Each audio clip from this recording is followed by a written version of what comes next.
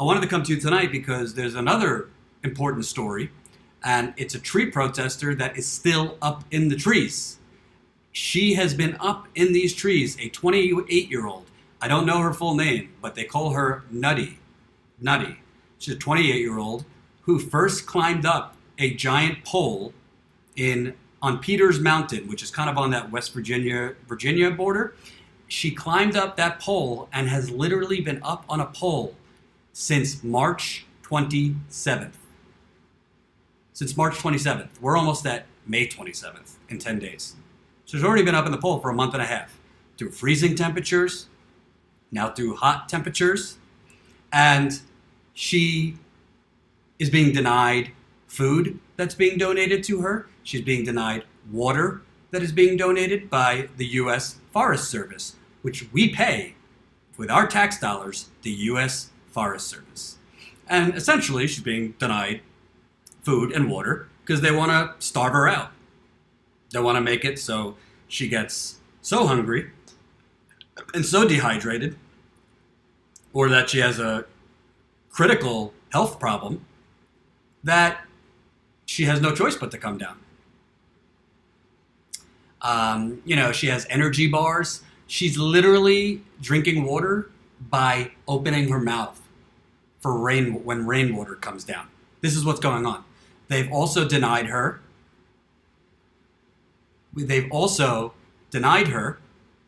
medical care. So, a lawsuit has been filed by the Rutherford Institute against the U.S. Forest Service for denying her that medical care, that critical care. Because in America, are we allowed to protest or not? And if we do protest, is it legal or humane to deny someone who's exercising their First Amendment right, the right to drink and eat? So, a lawsuit has been filed, and I interviewed the attorney who has filed the lawsuit earlier today. His name is John Whitehead. Let's take a listen to my interview. Again, she's been up there for over 50 days. She's being denied food. She's being denied water. She's being denied medical attention and a medical checkup. Still going on atop a tree, or a monopod they call it, and on Peters Mountain. Share this video right now. We got to get this out. It's a major story that's getting no media attention. Here's the interview with the attorney. Wanted to first ask, for people unfamiliar, what kind of medical care was attempted, and what kind of care was denied by the Forest Service? Well, just Gilbert had by loudspeaker asked her if she, if he could examine her, and I understand, whatever. And she basically gave an affirmative reply, and then Gilbert was basically told by the guards there if he moved forward he'd be arrested, so he wasn't allowed to do it. So that's the reason we filed our lawsuit under the First Amendment, basically, because Gilbert has been all over the world. Greece, he was at Hurricane Katrina. He's been in Honduras, Jamaica, doing the same thing. It's all based on his religious beliefs that, as a Christian, he should be there trying to help, the down and out, and so that's what he does. So, and I'm very, proud of people like Greg Gilbert who'll go out there, under threat of arrest or whatever, to try to help somebody, and then go ahead and file a lawsuit to hopefully get the courts to look at the constitutional basis of this. And, obviously there's friction between the right to protest in America versus protesting on private property. My presumption is the oil company and the government say this is the oil company's land through eminent domain now. What's the constitutional argument that Nutty is legally and constitutionally entitled to medical care? Well, the fact that, here's the thing, I guess the question would be what is the reason for denying her the care? That would be the real question. And there really is no true reason. If she's sitting up there, and again, medical authorities, and Greg Gilbert, I'm not a doctor, but he said, she could be suffering from kidney failure, she doesn't know it, deep vein thrombosis, whatever that is, things that he's listed to me, the body collapsing, because sitting and not moving a lot. And you got someone catching rainwater and eating energy bars, and being denied food by the government. why wouldn't a doctor be able to walk up, do a short exam to make sure you're okay and come down? It makes no sense to me. And by the way, that's these are national forests. The argument of eminent domain, I don't like the way it's used. It's corporations working with the government basically to grab land. I'm sorry. And the question I've got is, you have government agents blocking access food to this woman and water. They're burning fires near the pole. They're sending smoke into her monopod. They're training spotlights on her at night. They're operating a noisy generator at the base of the pole. What kind of, and it's not, is it really private property when you have the government working with corporations? No, I got real concerns with this, and they haven't done their research. You have these pipelines sneaking under thousands of rivers and streams across the state, across Virginia, could be disastrous. So I think that one here that Americans should be up in arms about this. Is it really? Nutty's a taxpayer. I'm a taxpayer. You're a taxpayer. I can't walk on that land. You got some woman up in a tree who could be injured, and you got a valid doctor, and he can't see her. He's a taxpayer. Those trees, who does those trees belong to? We the people, right? We're the taxpayers. Right. And, it also, beyond just the concerns over medical care, denying her food, denying her water, as far as I know, correct me if I'm wrong, a judge has not yet ordered her down. No. And, in the case of the Terrys, the judge said the U.S. Marshals would have gone in. So what would be the basis if a judge has not ordered her down? Are they even legally allowed to deny food and water if it's coming in from donations? No, I don't think they should be doing that. No. Again, what kind of government denies people food and water when they're doing it? First, basically, I would consider, what does the First Amendment say? You have a right to peacefully assemble and peacefully protest and present your grievances to the government. That's what she's doing. And should she be allowed to get some food and water? Should she be collecting rainwater to drink? Come on. So, no, I think that if we really respect the American taxpayer and the American citizen, no, we wouldn't be up in arms. Most people should be shocked at what they're doing. Right. And it seems to me also, obviously Red Terry was a little bit older than Nutty is, but at the same time, like you said, she's been up there over 50 days, rotating between frigid temperatures in March to now hot temperatures in late spring, and she might not know that nervous systems or systems in her body could be failing. So not to fearmonger, but something could go wrong rather quickly without any advance notice. That's why the doctor wants to look at her to make sure, yes.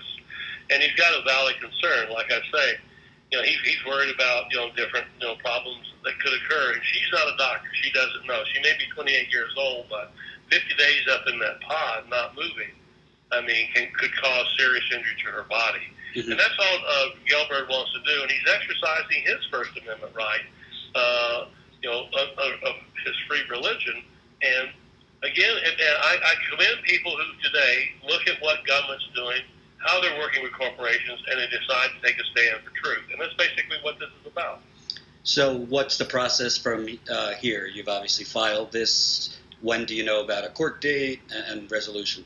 We have no idea when the court date's coming up. So this is a novel lawsuit, by the way. This is the first one filed on the First Amendment, religious freedom, and under the Religious Freedom Restoration Act in Virginia, which says that if you're going to substantially burden someone's religious freedom, you got to show a compelling interest. And again, what's the compelling interest of the government in blocking this doctor's access to a brief investigation of this woman to make sure she's okay? There really isn't. So the court's going to be looking at this one very carefully because this is a new question presented to them.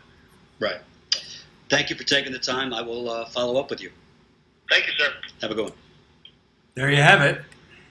That was John Whitehead. He is with the Rutherford Institute, which filed a lawsuit against the U.S. Forest Service.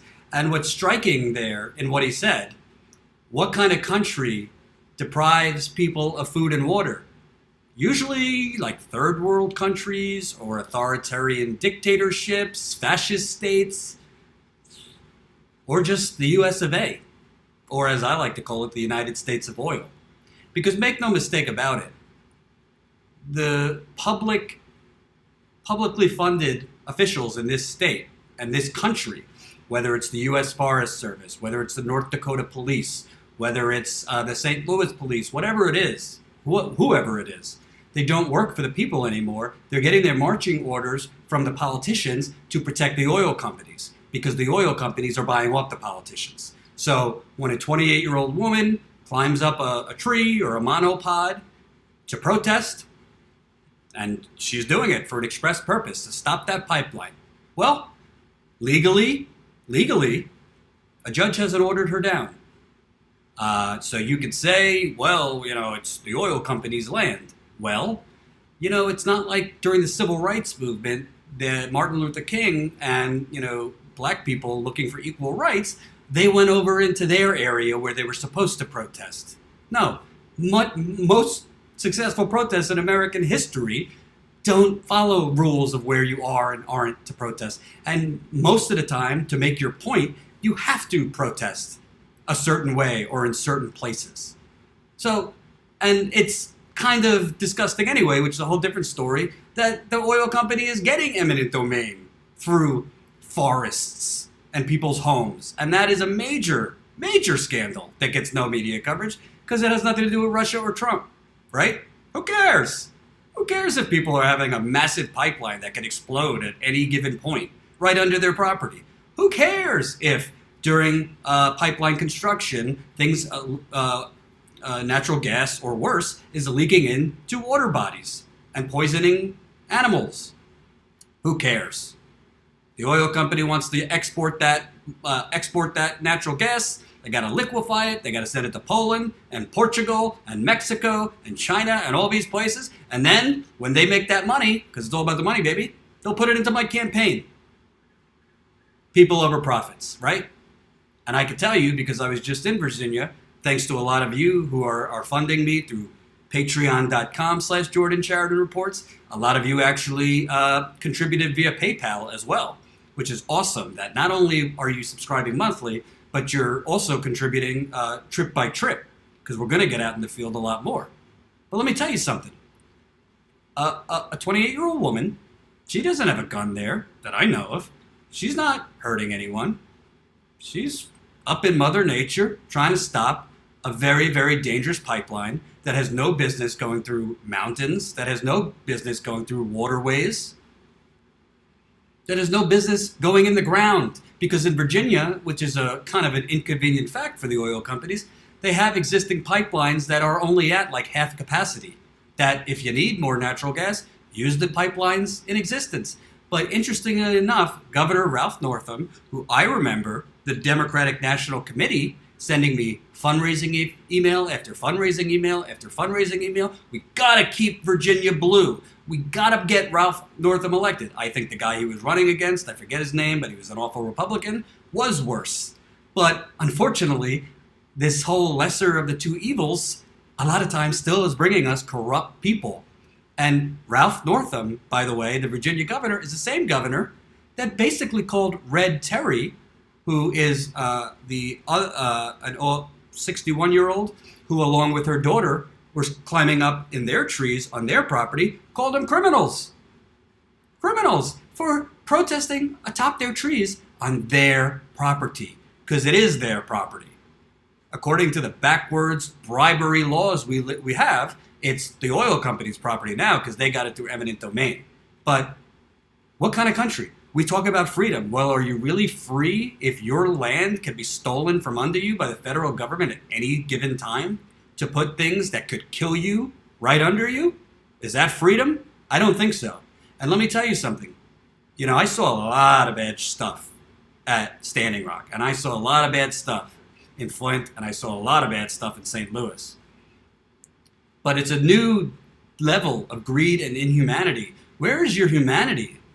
You have a woman up there. You don't have to agree with what she's doing if you're the U.S. Forest Service. You don't have to. It could be an inconvenience for you.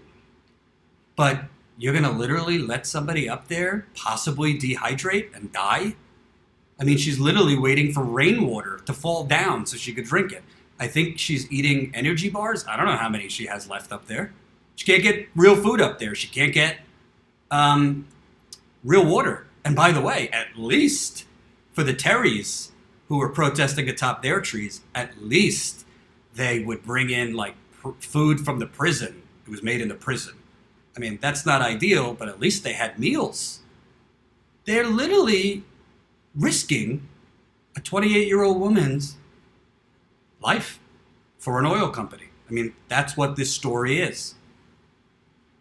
It's really, really disgusting.